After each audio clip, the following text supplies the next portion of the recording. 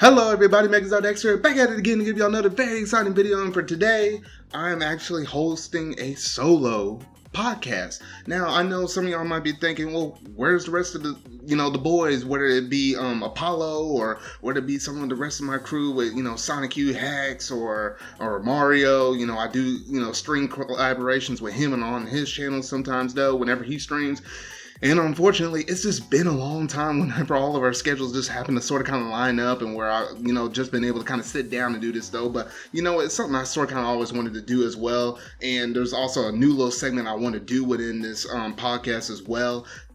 So that way I'll be able to tackle it and sort of kind of see exactly how that will sort of kind of play out though. But you know what, this is going to be a little bit different.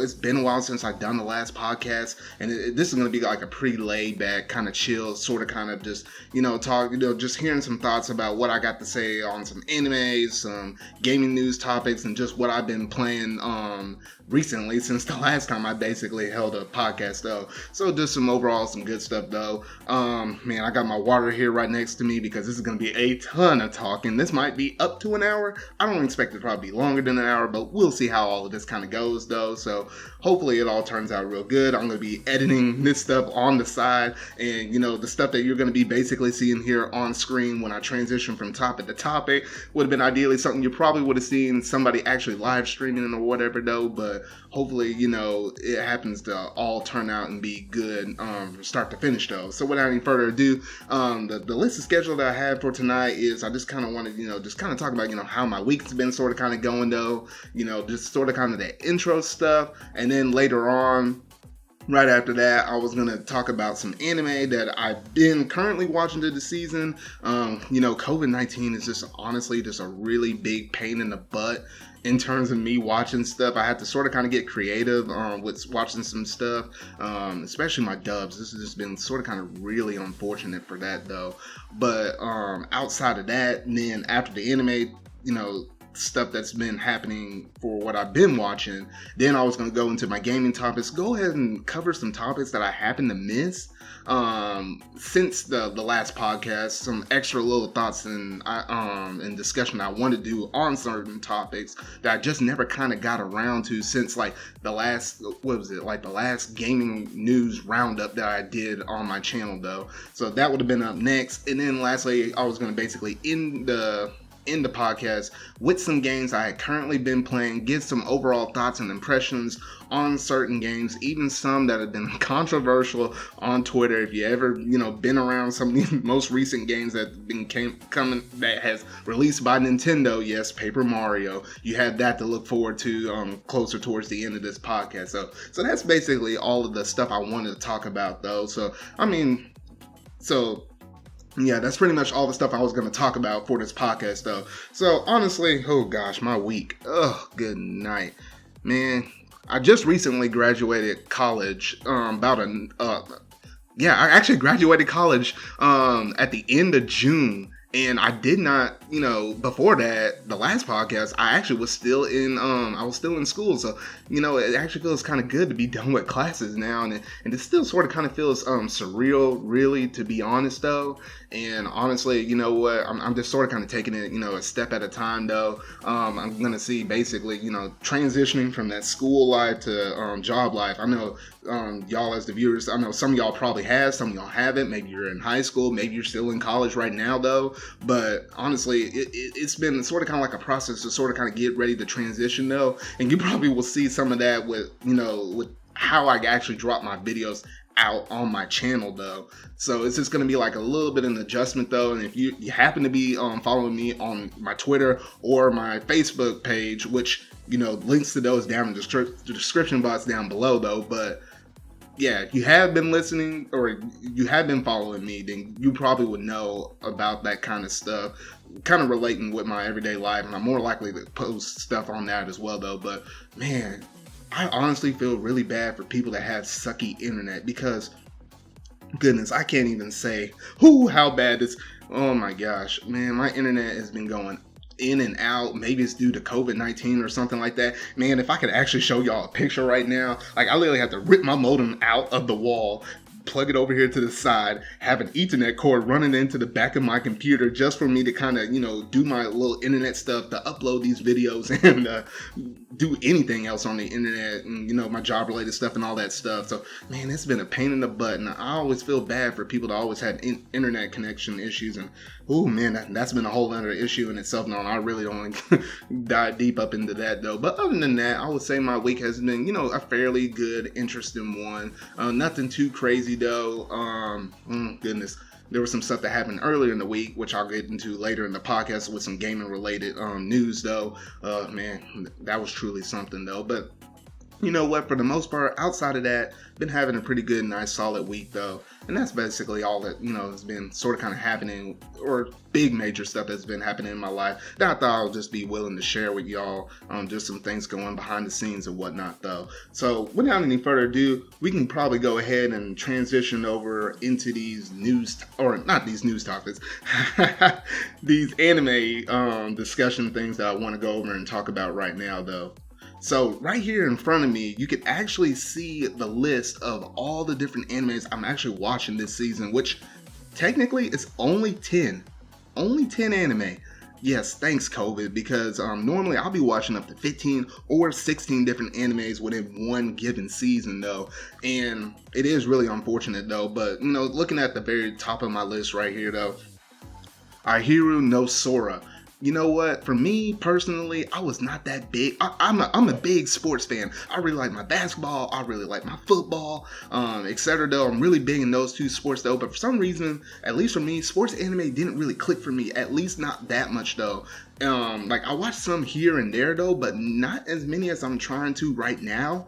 And this anime right here is really clicking for me, and it's mainly because due to a previous anime I watched, which was called Haiku, which is a volleyball anime. If you have not seen that anime, gosh darn it, you need to actually watch that, because that show is lit. Like I watched it, me personally been watching it the dub, and I watched the first 3 seasons, and I know there's a 4th season that was supposed to be like almost a 50-ish something episodes long, but due to COVID they had to basically split that up or something like that. Was it 50 or 24? Oh goodness, shoot. It might have been 24 episodes and they split it up into a 12 and 12. Maybe not 50. Or it could be 50 and 24, 20. Regardless of whatever way it was, they had to basically split it up into a season 4 and a season 5, though. Which is a little bit unfortunate, though. But honestly, in terms of sports anime, I remember watching Kaijo, which that was my very first one. And I am not going to go over about all the details in that plot that's up in the anime, though, but search that up on the internet. Keijo. Just search a trailer or whatever, though, and you know exactly what I'm talking about. So enough said on that one, though. Oh gosh, that's a classic one. It's very funny, though. But outside of that, let's see. I also watched Hurricane Received. That was like a beach volleyball one. With a couple of girls or a handful of girls playing beach volleyball. That was kind of fun. Hinamaru Sumo, a sumo wrestling anime. That one was really good and really entertaining. Shoot, that ending song. I'm not really a big fan of ending songs, but that ending song, oh shoot, that was hitting, though. I saw that. Let's see, what else did I saw an anime, Stars Align, I think that's what it's called. It was about a group of boys that were playing soft tennis. I watched that. Obviously Haiku, which is probably the best sports anime I watched, and then obviously now Ahiru no Sora. So those are some animes that, out of all of those, I definitely recommend pretty much all the ones I just listed, though. But yeah, that's pretty much it in terms of what I want to talk about with that one. A really good anime basketball one, though. It's currently airing right now for the season, if y'all are curious, if y'all ever want to try it, though. But yeah, that is definitely one I'm willing to recommend to all of y'all, though. Now, the second one is Black Clover. Honestly, goodness, that previous arc that we just got off of with the whole devil arc, and you had Asta and you had Yuno over there to the side, and they had to kill that devil, though, man, oh gosh. When they had that opening rolling, or that opening song rolling, when they were at the climax of that battle, man, that was pure hype, though. Been really enjoying Black Clover, and it's crazy to think that, yes, I watched like 127 episodes, and this anime is still running. For all of y'all that may have not even heard about this anime, I definitely recommend it. And honestly, we're to the point now in the story where, they have to branch out and discover more area outside of the Clover Kingdom because they need to basically clear up Asta's name because, after that whole incident with the devils and stuff, they need to actually pinpoint the blame somewhere, and it just happened to fall on our boy Asta. Goodness, this man can never catch a break, to be honest, though. And now they're about to explore the Heart Kingdom right now. So that's where I'm currently at, and I'm watching the dub. So it is, I don't know exactly how many episodes behind, but it is a decent amount of episodes behind the sub, thanks to COVID once again, though. Now, this next one I want to talk about is Fire Force. Now, Fire Force, though, oh boy, Fire Force. Because with that one, and I'm going to go ahead and do my little transition over here, though. But with Fire Force, I gotta say, you know what? This second season is already hitting off to a really, really great start. And I gotta say with this one, it's unfortunate that I don't have enough time in my schedule and in my life to be able to review this though. So maybe, if I had these anime sessions kind of going further along within my podcast series, maybe that's how you sort of kind of be able to hear me, talk about what I thought about some of the recent episodes, depending on how many episodes we watched from the last podcast that I talk about anime and to the newest podcast, which I have my anime segment in though. But honestly, I really do like this opening. The opening for me, it was something like I wasn't like a crazy fan of whenever I first heard it though, but it was something where, I heard it more times over and over and over, and it's like, it's starting to grow on me a little bit though, but the animation side, don't get me wrong, that stuff is sick. It might not be as to like the level and degree of maybe that first opening though, but it might be basically there. It's probably only like 2 or 3 notches below that though. Just keep that in mind though. But overall, a stellar opening. That first episode though, they did a really good job like reintroducing all the cast of characters, and we get a reintroduction to basically everybody. The Arthur, the Shinra, we get to see Maki over there, we get to see Sister Iris, we get to see Tamaki. Yeah, I know a friend that really likes Fire Force but doesn't like Tamaki. I don't care what you say. I don't care what you say, Mario, but Tamaki, whether it be, for the best or the worst, she's still a good character. So get off my back on that one though. But honestly, they really had a really good start off to that first episode though. And I don't know who came up with the idea of having a photo op for some calendar pictures, basically showing these dudes like, oh my gosh, it was like modeling but no clothes on, and I was like, what the heck, what a bunch of dudes though. I was like, man, I was busting up, cracking my butt off. I was like, bruh, I was not expecting this, and it was nothing that was originally in the manga though, but it was just so entertaining just seeing this go off though. I don't know, there was one little segment where Giovanni was, flexing or whatever though, and he's just basically made out like a bunch of machinery though, but that dude was flexing.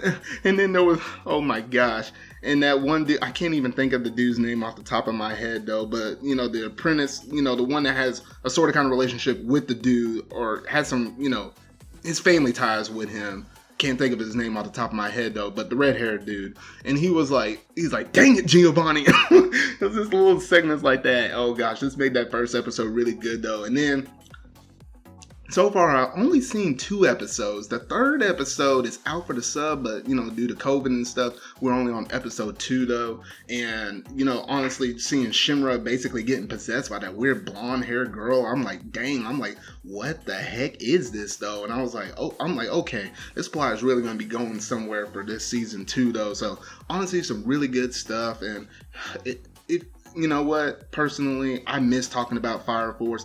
I'm going to try to make these anime segments a thing, though, because I really want to kind of get my thoughts out there, though. But for all y'all that are curious about, Fire Force, since I have reviewed the first season on my channel, I'll probably give little updates of what I thought about certain episodes on my Twitter and my Facebook. You can find those links down in the description box below. But yeah, I'm going to try to keep y'all posted on what I'm kind of thinking about on my overall thoughts about this season, though. So, looking at the rest of this list, Tower of God. Now, Tower of God I've been watching. You know what? Honestly, some people are a little bit mixed on it, though. I don't know. I tried watching this anime whenever it first came out for the sub. Watched 2 episodes. It didn't really click for me. Came back around when they announced that it was dubbed. came back at it and I was like, you know what? This is actually fairly good. And I was like, I don't know. I was like, the dub was just clicking though. And you can kind of see the description down here on the page right here if you want to kind of, see a little bit more information about it though. But honestly, I've been having a decent kick out of this. It's been airing on Wednesdays on Crunchyroll and those. So I'll be, watching the episode. And honestly, I've been having a really good time. So, you know what? If there's nothing that you're really watching right now, you're sort of kind of bored with the COVID, maybe you're quarantining right now. I mean, honestly, give this anime a try. It's actually fairly good though. So going ahead and moving on to the next thing on my list as soon as this thing happens to load up for me though. Okay, so we got Plunderer. I've been watching that anime and to be honest, it's good. I kind of like the second half of the anime a little bit more so than what the first half of the anime basically has been showcasing. I don't know, maybe it's just because it kind of took the fantasy element out of it though, but it's more like a mystery element because you're trying to figure out what has actually happened in the past that caused all of these people to have to live in the time that they are now. So maybe it's just that little bit of aspect about the anime for the second half that just seems a little bit more interesting though. But you know what? You have to basically try the episode because it's a lot to explain within this one little tiny segment if you don't know anything about it though. But overall, if you're curious about trying something, you can try that as well. Now, Pokemon 2019. You know what? There ain't really much to say about Pokemon. Pokemon's Pokemon. However, I did remember reviewing, I think it might have been the first 3 or 4-ish episodes of the anime. So you can check those out on my channel if you want to kind of hear my first initial thoughts of how the series actually got kicked off though. But since then, you know what? I'm sort of kind of liking the approach of how they're treating Ash and how he's going through the whole championship series with the world tournament and how he has to basically increase his rank in order for him to basically re-challenge Leon because he sort of kind of have like a little mock battle with it. Gosh darn, seeing that fat Pikachu fight was, oh gosh, that was really something in itself though. But man. But outside of that, Go is sort of kind of an interesting character though. I definitely do like this approach a lot more. Basically how this anime is being handled a whole lot more than what it was being handled with Sun and Moon. For some reason, oddball reason, Sun and Moon just did not click for me that much though. So outside of that, Pokemon 2019, I definitely say his lead's better than Sun and Moon. Some people would beg to differ though, but I know people were pretty split on that anime though. But honestly, I've been really enjoying what they've been doing with Pokemon though. But let me go ahead and get this sip of water because I'm already feeling it. You might have heard that gurgle. I'm not even 100% sure. But okay, so let's see here. So moving on to the next thing I got over here. It's none other than Re:Zero Season 2. This is an anime that I'm actually reviewing right now on my channel. And if you hadn't already done so, at the moment of this recording, the first and the second episodes for my reviews are currently up on the channel though. And this is an anime I've been really looking forward to. And I gave all my thoughts about, what I individually thought about those two animes though. But you know what? At the time of this recording, I have not seen episode 3. I'm about to watch it as soon as I'm done recording this this big old long podcast though. But with this anime, this is something I've been really looking forward to for a very long time. I think I saw this anime way back in 2016, I believe, if I'm not mistaken. And I don't know, this isekai anime, I don't know, it just clicked with me. I kind of lump Re:Zero in the same category as Overlord and gosh, some of these names are slipping off the top of my head, as Overlord, Saga of Tanya the Evil, as well as Konosuba. I don't know, if you were to think about if there was a Marvel cinematic universe, I mean, this is kind of like your isekai cinematic universe because you have all 4 of those animes right there, and they have Isekai Quartet, which honestly, that was an anime I was watching in the winter season until COVID strike, and once that happened, I have yet to see I think it's the last 4 episodes of that season 2 of the Isekai Quartet. So honestly, I really like the interactions whenever they put all those characters together though. But honestly, I've been really enjoying the stuff that's been happening within this season though. man, the fact that they're split current this as well, meaning that yes, we're gonna have more of this. Let's see here. We got it running right now during the summer season. It'll be off for the fall, and it'll be back on during the winter too. So they're definitely stretching this out by a little bit though. But honestly, you know what? This is something I've been really looking forward to though, and I'm overall just genuinely pretty hyped for what is to come. So the next thing on my list I've been watching, okay, Senran Kaguya. I know my boy Silver over here really loves this series though, but in my honest opinion, just look over here down here in this bottom right corner. Just look. I only watched 5 episodes, and I think I started this mess like 3 months ago. That really says something in itself right there, because I really loved the first season. I think I gave it either a solid 7 or 8 out of 10. But I don't know, it's something about the second season, and they're introducing like a crap ton of a lot more characters stuff. And let me remind y'all that this is not an anime that's currently airing like right now, whether it's been delayed as like, you know, the dub's been delayed or whatever. No, this is not airing right now. This is already a finished anime or whatever though. But I do have it on my watch list, so I was going ahead and talking about it though. But essentially with this anime, they introduced like a whole different cast of characters from like 2 different other schools. And I don't know, when they did that, they sort of kind of lost me, because it's like, I know this is probably mainly for the fans, but at the same time, if you're an anime fan like me and you hadn't played the actual games, what they're based on, it felt like these characters are definitely shoehorned in, and you're basically missing something. Like something's just not adding up. But that's basically all I have to basically say about that one anime though. But going ahead and moving on to the next thing though, we had none other than Food Wars. Oh gosh, Food Wars has been, you know, off the air thanks to COVID for like, goodness, for basically the whole spring anime season. This was an anime I was originally trying to watch and review during the spring season, because, you know, let me provide a little background context on this, because technically, way back in the spring anime season, you know what, originally I was planning on reviewing ReZero, since that's its original, you know, release. But, however, due to COVID, that got pushed to summer. So I was thinking to myself, you know what, I might be able to squeeze in Food Wars back then and not skip a beat or whatever. So I happened to review 2 episodes of the series, so you can check those out on my channel if you want though. But unfortunately, COVID hit it too, and we just now got episode 3 like literally last week. So I'm like, oh boy. So this is another one of those animes similar to Fire Force, where, well, it's a little different from Fire Force though, because I partially reviewed it, but I'm not going to be able to finish the whole series because I really want to focus on ReZero though. So I will try my best to basically give my thoughts over what I thought about, you know, each one of these episodes out on my social media links. And, you know, since I hadn't actually done that yet for episode 3, I can give like my raw thoughts over episode 3 right now though. Gosh, that dude over there to the far right, yes, that dude with the slick black hair and that toupee-ish hat and all that mess, that big old long red scarf, man, this is probably like it's literally during like the middle of summer or whatever though, and that dude wearing that big old red scarf though, you can kind of tell by the tone of my voice, I despise this dude so much though.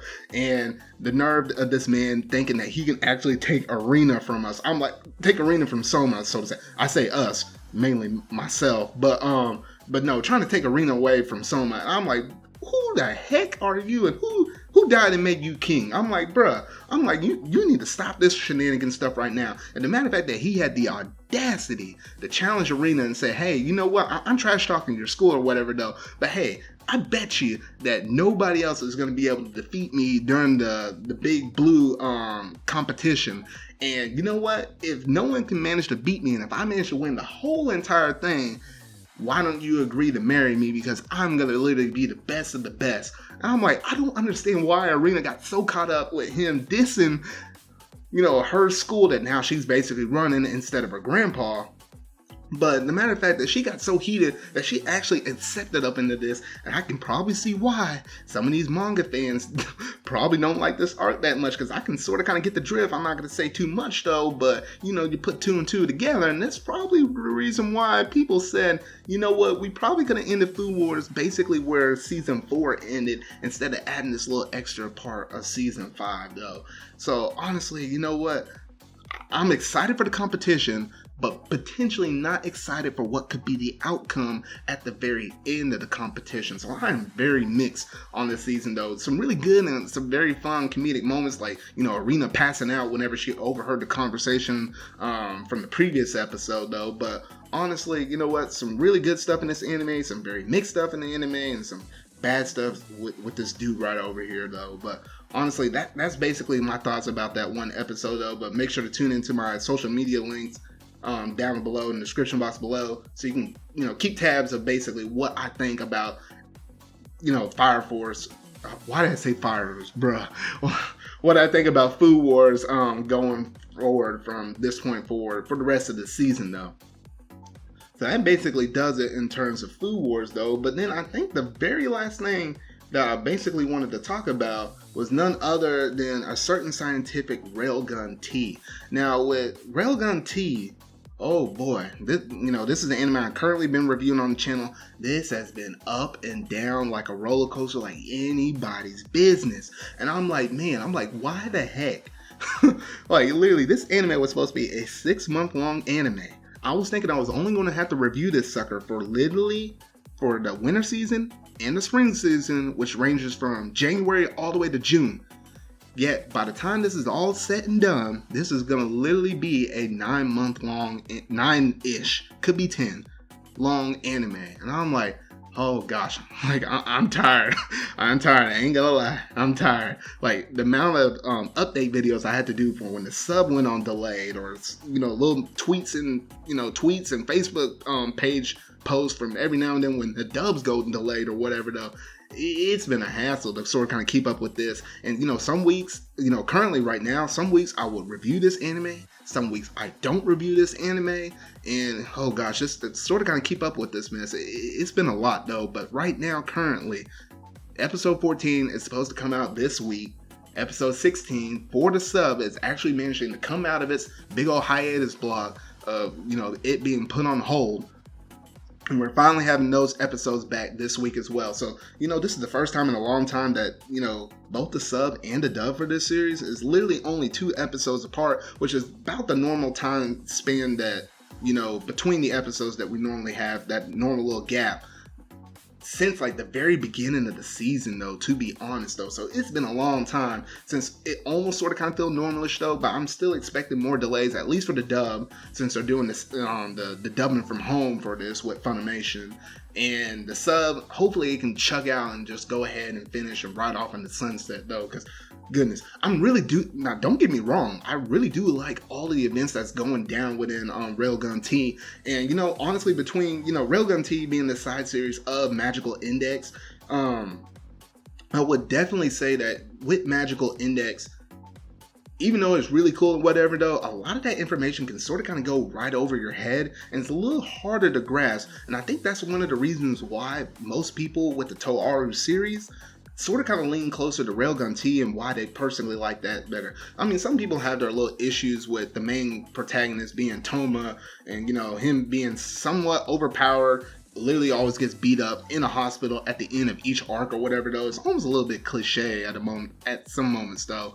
But, I honestly feel like, Misaka is definitely probably the more interesting character, just with her spunk and personality and stuff, though. But, recently with the events that's been going on, right now, because I'm at episode 13 now, about to watch 14 this week, though, she's out of commission, and, it's up to Toma now to basically sort of kind of bring her back down to earth, though. So, what, I'm really excited about, how this climax is going to basically play out from this point moving forward, though. But yeah, make sure to tune in for my review, which honestly, the episodes usually come out on Friday, and I try to get in the habit of dropping my review within the first 48 hours, somewhere in that time frame, though. But I've been noticing with my Railgun Tea reviews, they usually wind up dropping either Monday or Tuesday. So I'll say keep your eyes out on one of those 2 days if you want to hear my thoughts about episode 14 for Railgun Tea, though. Now I'm going to go ahead and get another swig of water, because that basically does it in terms of all of the anime topics I basically had to talk about, though. Remember, y'all, stay hydrated. Always drink plenty of water. Don't drink too much Kool-Aid like me. Don't drink too much soda. Always stay hydrated. That's the message for today. Now, putting all those thoughts aside though, now let's go ahead and just jump straight into some of these gaming news topics that I had not been able to hit for quite some time though. So the first thing I want to talk about is the jump rope challenge. And I'm like, okay, I remember this. This was dropped randomly on Twitter, just randomly out of left field, just one random night. And I was like, what the heck is this? It was a free game, which for now, it's still free. At some point, they'll take it off for free and it's going to cost you money. So if you hadn't already downloaded it, make sure you download it, even if you're not going to mess with it now. And that way, you can always go back and re-download it later. So this way, you can experience it free before they're actually going to, try to charge people off of it. But with this thing, I have yet to actually mess around with this though, but this literally happened because some people, some developers over there in Japan, they either got bored or, something with quarantining, they weren't able to originally work in the office or whatever though. They managed to have enough time to be able to make this jump rope challenge. All you take is the Joy-Cons and you swing them around like this though. And the fact that, they did something little like this and, Nintendo actually said, you know what, let's just drop it on the eShop though. You know what, I'd say kudos for Nintendo like that.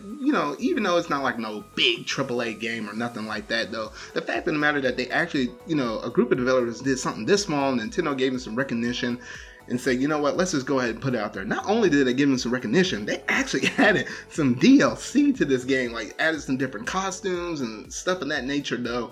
And honestly, had a lot more support than... If you've been looking at Nintendo's schedule for 2020, it's been rough though. So matter of fact, that this game got a little bit of development, kind of says some things in itself though. But honestly, it was something that I really did not expect though. But I'm sort of kind of glad that Nintendo came out of left field and did something like this though.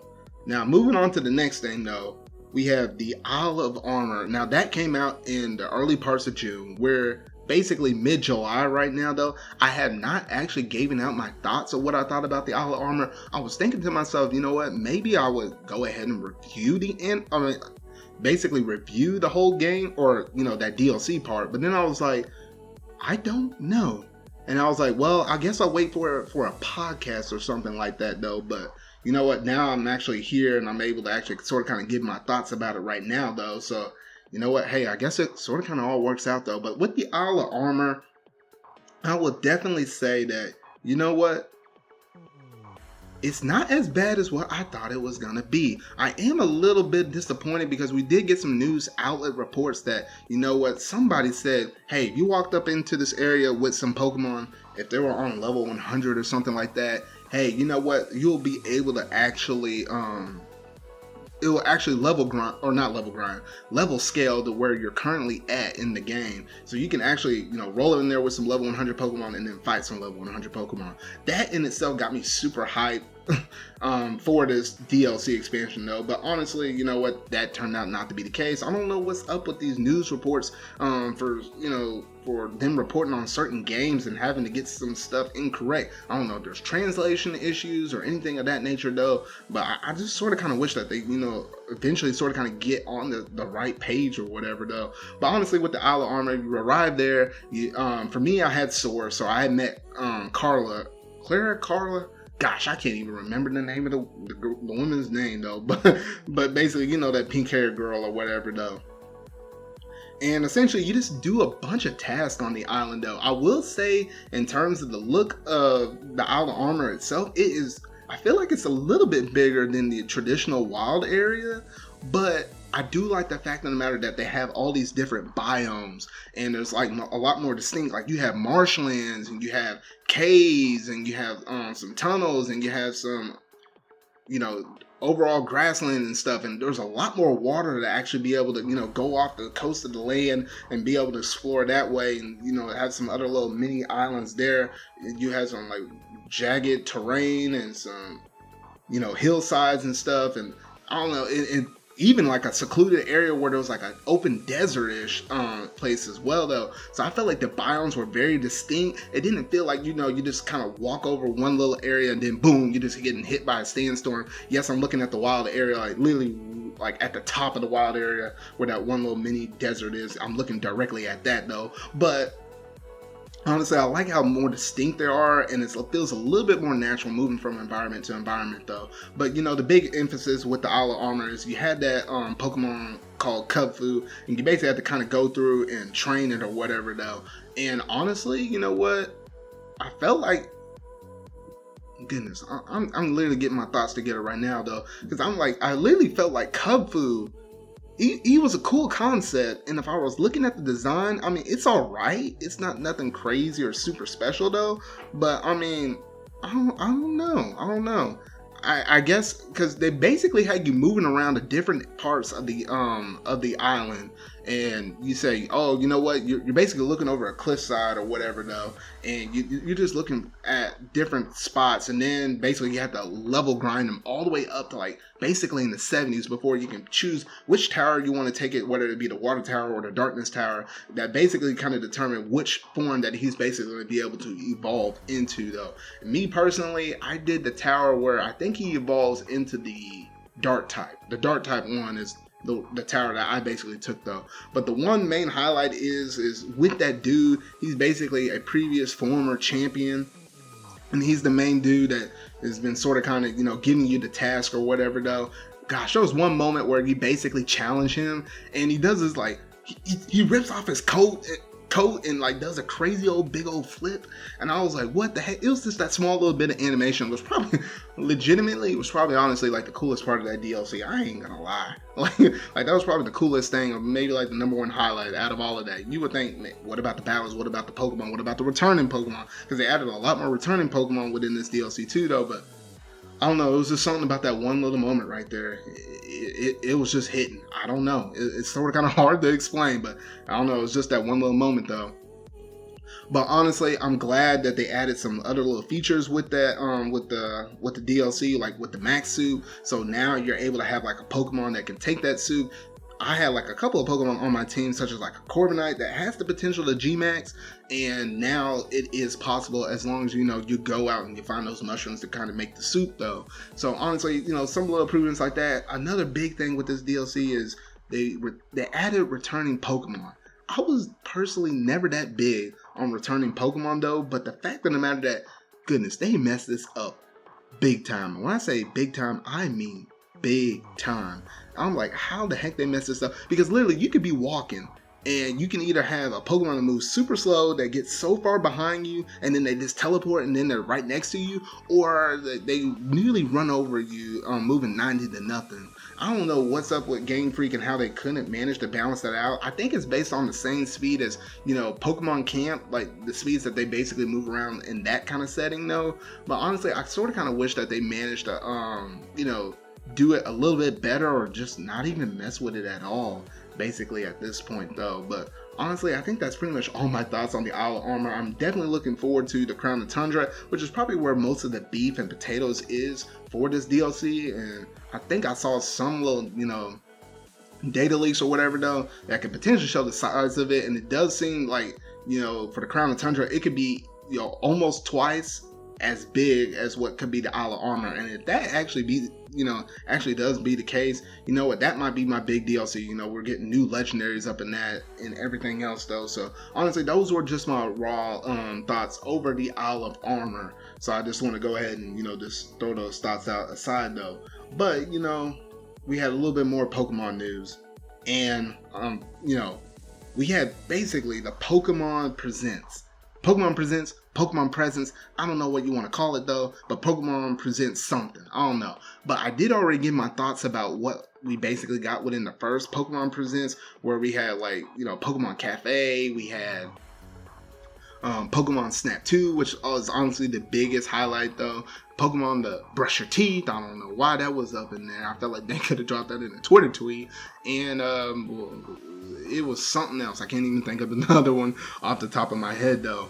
But everybody was wondering. I was like, okay, that's gonna be it though. But then they said, there was a big old event that's coming, and you know what? We have to split this presentation in half. We're having another Pokemon Presents in another week from now. People were thinking, oh shoot, are we getting the Let's Go games? Are we getting Let's Go Johto, or we getting Sinnoh remakes. I don't know why people's expectations are literally that high all the time. Like, it literally makes zero sense to me. Like, I know Nintendo, I know the Pokemon company, they ain't dropping no Let's Go Johto. Some people were speculating that because of the fact that there were some, Johto Pokemon literally in the background of the dude that was basically talking. I think that's how it originally started, kind of, got speculating or whatever though. But honestly, I don't know why people had their expectations that high. And it turned out to be this big old MOBA Pokemon game.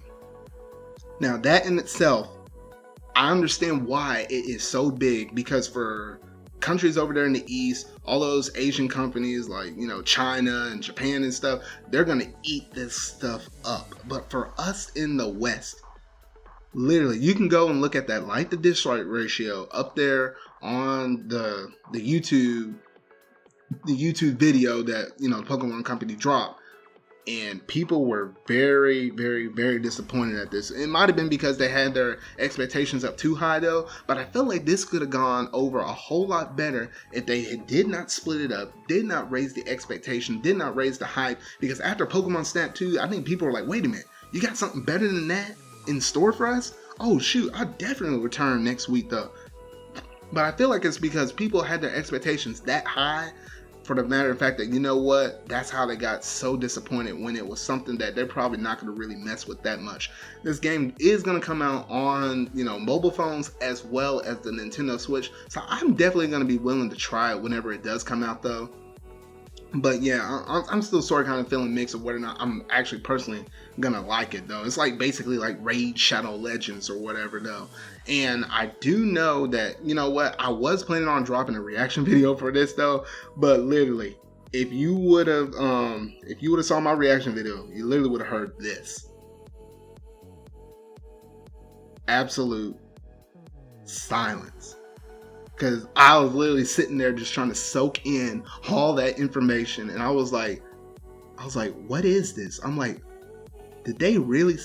I was like, Pokemon Company, you really had all of this? And you really split it aside from the stuff and raised the expectation? I was like, oh no, I don't want to see the reaction to this. So yeah, that's the reason why I did not drop a video out on it, and I still needed to talk about it though. So there you go. Those are my original thoughts on this. Sort of kind of looks cool in concept. We'll see how well this goes though. But I know this is gonna be a juggernaut. It's gonna be close to probably around Pokemon Go. Maybe not as big as Pokemon Go, but it might be like second place to Pokemon Go or whatever though. I know it's gonna make them quite a bit of money though. But honestly, that's basically my thoughts on Pokemon Unite though. But it's about time to get another swig of water though.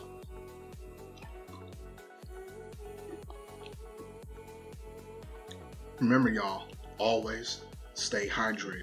Can't say it enough. Alright, so moving on to the next thing that I wanted to talk about was none other than MidMen, because we have MidMen out for a decent amount of time right now, and honestly I just kind of want to talk about my thoughts of what I think of her as a character, how she plays, where I sort of kind of place her with all the other DLC that we basically got, etc, etc, etc. Now with MidMen, you can basically shoot out two different arms with her. You always have that constant dragon arm that's always on her left, and then you got the switchable arm, whether it be the Ram, or whether it be the the Dragon Head, or whether it be the Megawatt. Now I feel like most people when I fight MidMen players online, they either having the double Dragon Hands or Dragon Hand and Megawatt, because for the most part those the Dragon Arms has like an insane amount of reach. That laser though, oh shoot, that's like the difference, and it feels so good to be able to edge guard from a distance and be able to hit people that far off the edge without necessarily having to put yourself at risk and jumping over the edge like that though. But with me personally, from me using MidMen, I know the better MidMen players are people that know how to use that Ram, because that basically covers most of the aerial stuff that most people have. Whenever people try to come in on you, MidMen's mostly a ground type player. So she plays best on the ground rather than in the air or whatever though. So that Ram basically does quite a bit of coverage in terms of being able to stop people from kind of getting in close though. But then, once they get in close, the flurry kick, the up the up smash, which actually acts like a reflector though. I did manage to send back a big old charge shot from a Samus player before. Man, that felt sweet. If you're able to pull that mess off, that feels real good though. But it's sort of kind of rare to sort of kind of have those little instances where you're able to actually manage to pull that off though. But when you are able to pull it off, it feels really good though. But honestly, you know what, for me personally, I've been, I feel like the best way to sort of kind of use MidMen is to make sure you're constantly changing that arm up and, being able to actually use some of them arms as like an aerial attack. Like you can kind of, shoot out one, like I found like there was like a really good combo with the Ram where you can shoot the Ram out whenever someone's at 0% and immediately follow it up with your dragon arm because, you fire one and then you fire the other one like that and there's not much that you can do and you can easily kind of tack up damage that way. And then when I feel like I get them around 60-ish%, then I switch and pop that either the double dragon arm or the megawatt. And usually you can catch some people, jump a little bit in the air and launch the megawatt forward and then sort of kind of fall down with it. And you either hit somebody mid-air like that or they'll block. And then sometimes they'll come in and rush you and then quickly jab out the dragon arm. You can kind of catch it like that. I do like that 1-2 kind of hit thing because people really got to be on the guard. And usually the smarter people that fight me, if I'm playing as MidMen, usually just keep their shield up the whole time. So you got to kind of determine when to kind of run in and get that grab and sort of kind of, allow them to say, hey, you're going to respect me as a player because ain't no way you're going to get these blocks on all of my attacks. I ain't going to fly like that though. But honestly, those are just my raw overall thoughts with MidMen. If I had to rank all the DLC that's out right now in terms of not just characters, like the way how they play, like, with me and my personal enjoyment, I would say MidMen's at the top, then Hero, then Byleth, then, and this is minus Piranha Plant because I kind of consider Piranha Plant as like the original base roster, even though it is sort of kind of DLC, but we got him for free. I said MidMen, then I said, oh goodness, MidMen, Hero, Byleth, then I'll say maybe Banjo, then Terry. Oh, and it's all those 5 down in the row though, but then I also forgot about Joker. I guess I stick Joker like literally right underneath Hero. Probably between Hero and Byleth. Because he's pretty cool whenever he pops that persona out like that though. But that's probably where I rank all of the different DLC that we got right now though. And I probably wanted to talk about, which DLC character I might expect next, but I might say that for a separate video, otherwise this might go on for too much longer though. So yeah, that's basically all I thought about MidMen. A really cool character, really excited about that. Oh, and those amiibo though, I'm definitely picking, I already got my pre-order down for the Joker amiibo as well as the Hero amiibo. I'm really looking forward to those two when they drop out later this fall though. And if you hadn't already gotten them, hey, I consider putting down a pre-order though, because those amiibo look absolutely sick. So now moving on to the next thing, we did get some news reports on Xbox Game Pass actually probably coming to, Game Pass, or there was actually one rumor where Xbox Game Pass was actually supposed to sort of kind of come to the Nintendo Switch.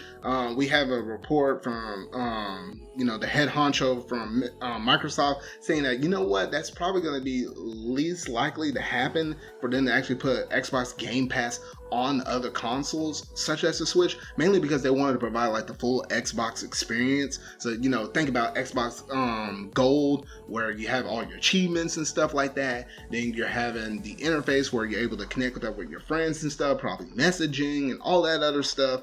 And just think about all that stuff colliding with the UI with what's actually on the Switch or what's on the PlayStation. So that's probably the main reason why, at least currently at the moment, they hadn't made any kind of push to actually put Xbox Game Pass on another console such as Nintendo or for Sony with their PlayStation though.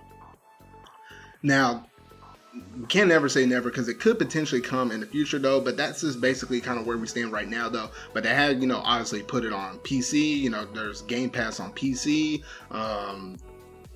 They're putting it on phones, or they're about to put it on phones, which actually kind of pops it up to the topic that's basically shown on the screen right now though. is the fact that we have an Xcloud, and it is confirmed to be launching out in September. There's been some closed alpha and beta testing kind of going on the side though, but the matter of fact that they're going to have Xcloud out within September is probably going to be a big game changer. And there's been some reports about, they could be partnering with Samsung, which we might actually see at the event, the big Xbox events, whether it basically already happened right now or it's about to happen soon though. But there could be a thing where they could, be in collaboration with Samsung to actually have like Xbox, Xcloud basically as an app on your phone for your Samsung device and being able to actually kind of run it on there though. So that could be a thing and a possibility though. But the big news is the matter of fact that they're going to include Xcloud with Game Pass Ultimate for no additional cost. So just think about that right there. If you can manage to actually have your computer, hey, it's going to be really easy for you to play any Xbox Game Pass game. That does include a whole list of third-party games as well as first-party stuff, which, yeah, Halo Infinite on day one. Those big first-party games on Game Pass on day one, though. So, you know what? That is very enticing. So now it is very possible if Xcloud runs good, you have a large selection of games though, a lot better than Stadia's case where you still have to basically pay for a lot of the different games that you want to play. You do get some games for free, but not nearly as much as with Game Pass though. And it actually would be possible for you to play all of these Xbox games for fairly cheap. I think with Xbox Game Pass Ultimate, it's a little more than $10 a month. It's not exactly 10, it's a little more than 10. But for that little extra cost, you can basically play all these Xbox games without necessarily having to own the console, which is actually really big in itself though. So honestly, that's an idea I'm actually thinking on the side, because there's some games on Game Pass such as like Ori Will of the Wisp, because I played Ori and the Blind Forest on my Switch. I really did enjoy it. It was like one of the best platformers I played in quite some time in recent memory though. But there's games like that, some games like the Kingdom Hearts series, because I don't know when we could possibly get 1.5 plus 2.5 and then 2.8 out on the Switch. It could be a while on that one though. So that might be my alternative to play some of these other games that we might never get, or it could take a really long time for us to get on a Switch or just a Nintendo platform in general though. So yeah, I'm definitely sort of kind of keeping my eye out on this one though. But yeah, honestly, some really good stuff basically coming out of that. And that basically kind of ties over and overflows into the Xbox Game Showcase, which by the time this video actually drops, it can either be like mere hours away, or technically it might have actually happened. The event might have happened already though. But I'm planning on basically doing a video kind of, talking about and discussing the events that actually happened within the showcase, similar to how the PlayStation 5 had its event, and I kind of recapped over some of the games that basically did, and my thoughts over the console, because we didn't know what the console for the PS5 actually looked like at the time though. So yeah, I'm basically going to talk about that. So I didn't want to go too deep into like some of my overall thoughts or predictions over what this game showcase could be. We just know that it's basically a whole bunch of games, and if I talk too much about it, it could get easily outdated. So my only big hopes is hopefully that Xbox comes out the gate, because they come out the gate running, because PS5, man, they came in with their Ratchet and Clank, they came in with their Spider-Man, Miles Morales, they came in with a whole lot of other stuff though too, and I'm like, man, they really gonna have to bring it though. But that's pretty much it in terms of all the Xbox stuff though. But instead of just events where there could be some hype around it, oh gosh, earlier this week we had the Nintendo Direct Mini. This was the first thing ever that honestly managed to drop a announcement that a Direct is coming on a Sunday night at 11 o'clock at night. I'm like, what the heck, Nintendo? Like, I was literally talking to some friends and they were saying, oh yeah, Direct stuff. I was like, yeah. I was like, it probably ain't happening. Like, no, Direct. And I looked down at my phone and I was like, yo, what the heck? And I was like, oh, you gotta be kidding me. So honestly, that's the first time that we had a Direct. Like, we had some presentations on a Monday, such as like the Sakurai Presents presentation for MidMen or whatever that was showcased on a Monday though. But this is the first time we had an actual Direct on a Monday. Now, the key emphasis is, as you're looking at this picture on the screen though, is this was a Nintendo Direct Mini partner showcase. Partner showcase. A lot of people came into this with this Direct thinking, you know what?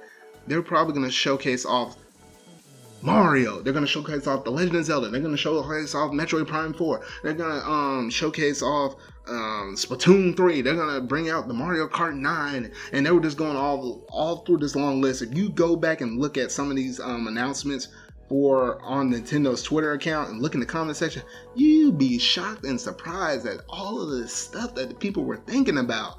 And I was like, y'all got your expectations way too high. Because at first I was really hyped about this, because think about it, the last Nintendo Direct Mini we had was back in March, and that sucker was almost 30 minutes long. So I was thinking, you know what, this is some of that stuff that we're going to talk about at E3 of 2020 before the coronavirus happened. And I was like, you know what, I'm really hyped for this. But then if you looked on Japan's Twitter account, they actually said, prepare for about 10-ish something minutes of reveals or something like that. And the big emphasis was this was going to be a partner showcase, which is a series. So, you know what? This isn't a one and done. This means that, you know what? We're going to have more of these going along in the future, though. And you know what? From my point perspective, what I'm looking at Nintendo is I feel like COVID hit them a whole lot harder than what we originally planned, though. And for what they probably thought, though. So now we're sort of kind of getting piecemeal this with possibly direct mini after direct mini after direct mini, because I feel like we're probably gonna have a presentation in August and then turn around and have a presentation in September, though.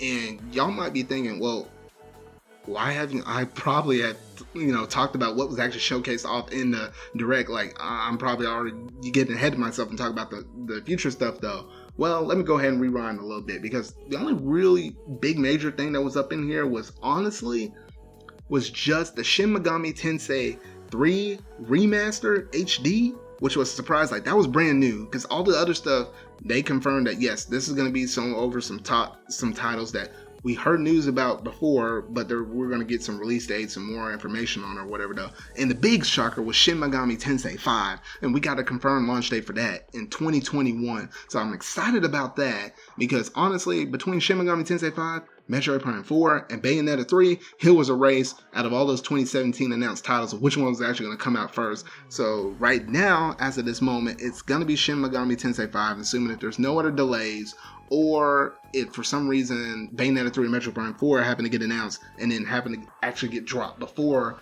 whenever Shin Megami Tensei is supposed to get dropped in 2021, though. So honestly, you know what, for that part alone, basically saved it, though. But if you look at that like to dislike ratio once again on that video, people were mixed. It's literally like 1-to-1. Like, for every person that probably liked that direct, there's probably some other person out there, one other person that disliked it. It's literally like 50-50. And for me, I honestly liked it. I can understand why some people don't like it, because for some oddball reason, this was definitely not the best mini we probably ever had, because literally there was, for the American side, only four games that were basically shown. Technically 5. The 5th one was new, being the Shin Megami Tensei 3, though. But 4 to 5-ish announcements, I'm like, dang. And the only notable ones was Shin Megami Tensei, which was at the very end from Atlas, which was really honestly unexpected, because you know how Atlas is as a company, though. And we still don't have that Persona, though. And I know some people were probably salty that when they saw that Atlas logo popped up, they were thinking maybe Persona, though. But it's Shin Megami Tensei, though. So, I mean, we still got to wait on that one, though. But honestly, matter of fact, they showcase off a wrestling game, and they showcase off, gosh, I can't even remember the other title of the name, though. I just know it's a free-to-play game, though. I'm like, come on, y'all, like, really? And I did talk a lot more about, what I actually thought about some of those thoughts on my reaction video, so you can go ahead and check that out on my channel if you want to see that, though. But honestly, you know what?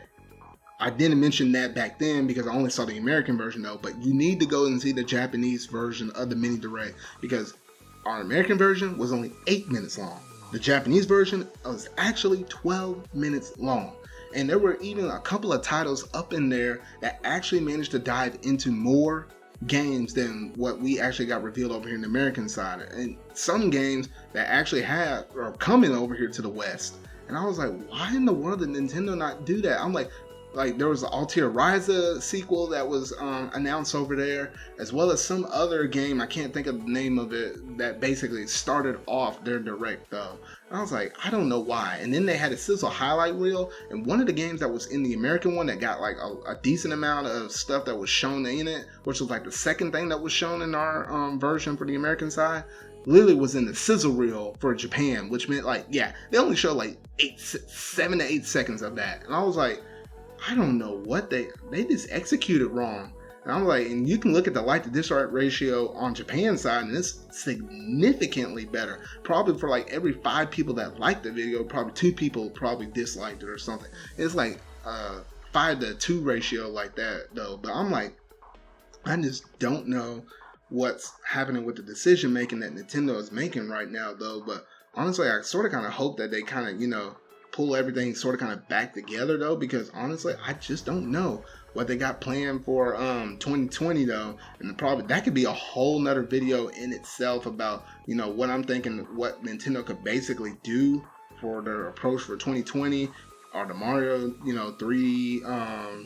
3D re-releases, or is that the Mario 35th anniversary stuff? Is that actually true? Are we gonna get Pikmin 3? Are we gonna what are we getting? I doubt it. We're getting Breath of the Wild 2. That seems like a 2021 holiday title to release for Zelda's 35th anniversary that happens next year though. But a lot of things out on the table though, but I think that's another video for another day though. But that's pretty much it in terms of all the gaming news topics I basically had to talk about right now though. So I'm gonna go ahead and have another sip of my water here.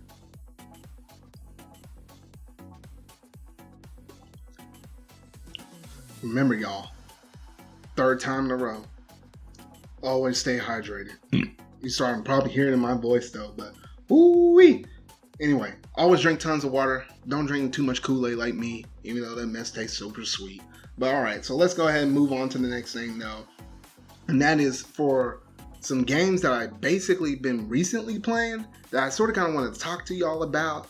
And maybe you might be expecting some future videos from me moving forward on my channel though. So the first thing I want to go ahead and talk about is Xenoblade Chronicles Definitive Edition. Now, that game came out late May-ish, and I think I finished the game roughly about mid to late June. I think that's when I finished it though. But I have, unfortunately, or I guess should I say fortunately, had not played Future Connected yet. I beat the main game story, have yet to play Future Connected though. And that's the main thing I'm waiting on. I guess it's sort of kind of a good thing I waited on it, because now we don't really have much games after Paper Mario that's coming out. So, I mean, I guess I got more to look forward to with Future Connected. Some people really liked it. Some people sort of kind of felt mixed, like some of my friends have been talking to. But honestly, yeah, I really enjoyed my overall experience on this though. And I'll probably have a lot more to say on this though, because I'm planning on either releasing a review video for what I thought about the game, either individually, sort of kind of in a similar manner to how I did like my Trials of Mana review, or maybe sitting down with a couple or a few of my friends and just kind of talking about it and having like a group review or just a group discussion over what do we think about Xenoblade Chronicles Definitive Edition, and maybe do like a little bit of comparison to some of the previous versions. Just talk in general what all we maybe liked about it. It's going to be one or the other, or could miraculously be both. I doubt it, but you never know what can happen though. So honestly, I played that game. I really enjoyed it. Maybe not as much as Xenoblade 2, because Xenoblade 2 is literally probably like in my top 10 games, top 10 favorite games I ever played though. But you know what? A really good, solid game. Can't recommend it enough if you hadn't played it. And it's coronavirus season. Y'all kind of wondering what's the next big Nintendo game. If y'all skip Xenoblade Chronicles Definitive Edition, you know what? Shame on you, shame on your mama, shame on your daddy, because somebody need to give you that game. Maybe shame on your cousin, your grandma, maybe your aunt. I don't know who it is though, but somebody please someone needs to give you that game. Or maybe you need to get a job, get some money though. Go digging down into them couches, find them pennies and quarters and whatnot though. You need to try this game out though, because you're not gonna regret it. You're talking about a good RPG right there, JRPG at that, man. That's some of the best you're gonna be able to get right there though. So the next thing I wanted to talk about was Dragon Quest Builders 2. I'm currently in this game playing it right now. I'm having a really good kick out of this game. A lot more than what I thought. And honestly, you know, coming off of the heels of playing Dragon Quest 11S, what was it, last year around September-ish, you know what? I'm starting to really appreciate and really enjoy and like the Dragon Quest series as a whole though. And honestly, with building games, I played Minecraft in the past. I have it on my Switch right now though. Like it and enjoy it though, but there's just something about Dragon Quest Builders, especially with the second version of the game though, where they add enough story and RPG elements in there where I'm a little bit more invested in actually building, probably because there's some actual fighting. You could say, you know what, there's fighting in Minecraft too though, but I feel like this fighting is a little bit more strategic. You know, sometimes you have to actually protect your villages and stuff like that. And you know, there's like a bunch of different tasks you do. You sort of kind of help these people out. You sort of kind of get attached to certain characters as well though. You're able to build up your main island hub where you're able to share it with other people that have the game. And honestly, there's just a lot of stuff to do, whether it be, you know, mining in some dungeons to get some ore for like silver, gold, and stuff of that nature, diamonds and stuff, being able to make certain things like that, or whether it be, you know, farming and, you know, collecting food that way though, managing your people, telling them certain tasks for them to do. It's just honestly a really good joy and delight. And I think right now I currently got past 2 of the major islands, you know, not including like your main hub island that is your personal home. I managed to do and finish 2 main islands, and I guess I was sort of kind of on my way to the 3rd island, but then a certain incident popped up, and I'm kind of stuck at some area though. I won't say too much because it could be spoilers for anybody else that happen to want to play the game though, but for anybody that has played the game though, you know, after you got past 2 islands and you're trying to head to another island, trying to get away from something, you probably know what I'm talking about right now though. So honestly, I've been really enjoying this game though, and if you don't got nothing to play right now, I recommend Dragon Quest Builders 2 because honestly, that's a really good game right there. And then lastly, the last, you know, game I've been recently playing, or technically what I'm playing right now, is none other than Paper Mario and the Origami King. Now I know a lot of people feel mixed about this game because, you know what? Them Thousand Year Doors fans, they're out there, they're strong, they're powerful, and they think they're mighty though. But honestly, I'm always had the thought and mindset of, you know what, never judge a game by the title, and never judge a game before you actually play it yourself. Even if you happen to be watching somebody else watching a let's play or whatever though, I can't tell you how strongly enough where you can watch a game and get a totally different experience than actually you playing the game for yourself, because maybe it actually challenged you a lot more, or maybe you actually feel that personal bond and actual personal connection because you're actually going through the experience and living it yourself rather than, you know, watching somebody else basically play it. Now I know that I'm really pointing a big old finger at one of my friends right now if he's listening to this, because I'm like, I try to tell him, you know, multiple times. Ooh. But anyway, you know, those thoughts aside though, I've been really enjoying everything I've been playing about Paper Mario, the Origami King so far right now. I currently beaten the first 3 ribbons, or not ribbons, the first 3 streamers. I've beaten the first 3 streamers, and I'm working on the 4th one right now. So I don't want to talk about, you know, outside of that, I don't want to talk about too much, you know, stuff because it'll be too much spoilery related though. But honestly, I honestly do like the battle system right now. The boss battles are really fun. I think that 3rd streamer for me probably had some of the best music in terms of, you know, boss battle things like that. That one was like really fun to me though. And honestly, you know what? The writing in this game is really fun, super creative and stuff. Oh man, there were some moments where I did bust out laughing though, and got a good chuckle here and there though. Some really cool scenes and environments in certain areas though. So yeah, it's been a long time since I played a Paper Mario game. I think it's been like over 10 years since I played a Paper Mario game. And since like the last one I played, which was the only one I played, was Super Paper Mario though. So yeah, so quite a bit of stuff I had to say about this though, but this is not all the thoughts I have on Paper Mario, because me, along with my good friend Silver, who you probably seen on my channel through certain videos, maybe it was through some some Cards Against Humanity videos or some other podcast. Well, no, I don't think I had him in the podcast. Not that I remember. No, make like Cards Against Humanity videos. Like I know I got him in one of those videos though, but I'm gonna plan to sit down with him, and instead of doing like an individual review where I'm just gonna review it myself, like what I did with Trials of Mana and what I'm probably planning on doing with Xenoblade Chronicles Definitive Edition, I'm gonna sit down with Silver, who's, you know, basically been through and played every game of the series. I think for the most part he has. And you'll get his point perspective with it, along with my point perspective. Like, he's a big fan of the Paper Mario series.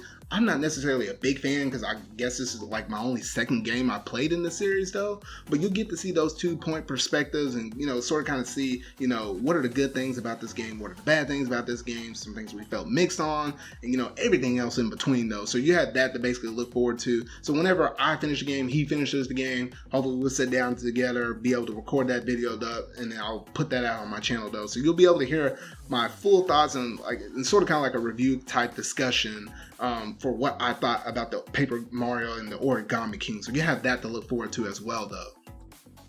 But honestly, yeah, that's pretty much all I have to talk about in terms of my gaming news topics. Get one more last swig of water right here. For the last time, y'all, always stay hydrated. Always stay hydrated.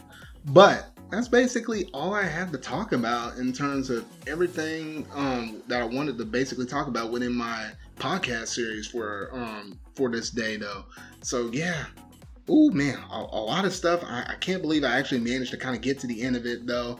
I think it managed to run a little bit over an hour, probably an hour and 15 by this all time. It's said and done though, but honestly, I really want to take this time out to y'all and say thank y'all for watching. If you managed to sit here and watch, you know, all of my big 3 segments, from my anime segment to my gaming news segments to what I've been recently playing, you've been able to watch all of it, or, you know, to your own, you know, taste of what you personally like. If you pick like 1 or 2 of the different categories I basically talked about, whether it be the gaming stuff or the anime stuff or, you know, anything else that kind of in between though. So I just want to say, you know, thank you for being able to sit here and be able to listen to my solo podcast. It is a little different. Goodness, it is a little bit different having to constantly talk like this. Can't say when the last time I actually managed to talk like almost like an hour straight like this with like minor breaks I'm basically doing for these water breaks in between though. So yeah, I managed to get through this though. But let me know down in the comment section down below if you really like these solo anime why I say solo anime, these solo podcast situations like this though. Just let me know if you actually like this sort of kind of format though. Did you really like the anime format though? Honestly, I really wanted to sort of kind of, you know, keep that as an actual thing though, but honestly, I had to kind of get with some of my friends that actually, you know, watch a lot of anime like me though. So yeah, I really want to sort of kind of do something like that again, but I, you know, honestly have more people with me though. And, you know, just let me know what all that you personally like about this format. Some things you maybe liked, some things you maybe didn't like. You know, definitely open to criticism, you know, just kind of figuring out, you know, the best sort of kind of way of moving forward though. But, you know, this is the first time I actually had a podcast where I actually had, you know, certain backgrounds basically on what I'm able to talk about. So it's not just like my blank, you know, just me along with my guest of who's basically on this podcast though. So that was a little bit different, you know, willing to try some things here and there though. But yeah, that's pretty much it though. So that about does it in terms of this podcast for tonight though. So if you really like this video, make sure to go ahead and hit that like button, go ahead and hit that subscribe button and that bell to stay up to date on all things anime related, gaming related, and hopefully soon, yes, I know, should be Marvel related. Still gotta wait until that Black Widow kicks off, as well as the Disney Plus series though as well though. So that'll eventually hit my channel though, but be patient on that though. So remember y'all, until whatever video I make next, have an awesome day, have a brilliant night, day, morning, good night, you know, whatever time zone you're living in right now, whatever time you happen to be finishing this video in. Have an awesome day. Remember y'all, stay hydrated though. So see y'all.